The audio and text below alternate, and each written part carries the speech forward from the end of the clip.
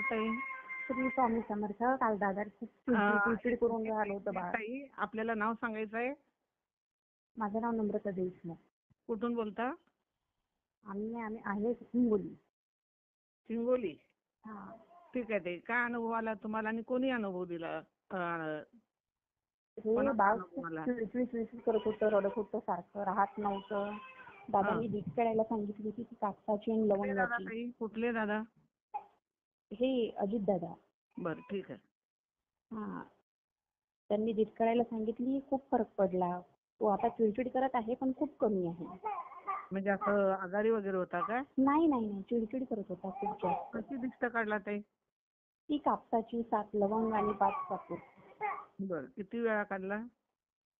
एकच वेळा काढली. एकच. किती दिवस? शनिवारी. एकच दिवस काढला. हो.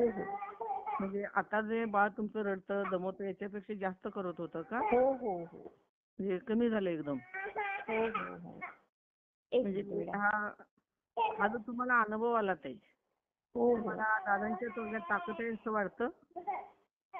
ताई, मला तर जमत नाही तेवढा मोबाईल हँडल करणं. नाही, मला असं म्हणायचंय, दादांच्या तोडग्यात ताकद आहे का? हो.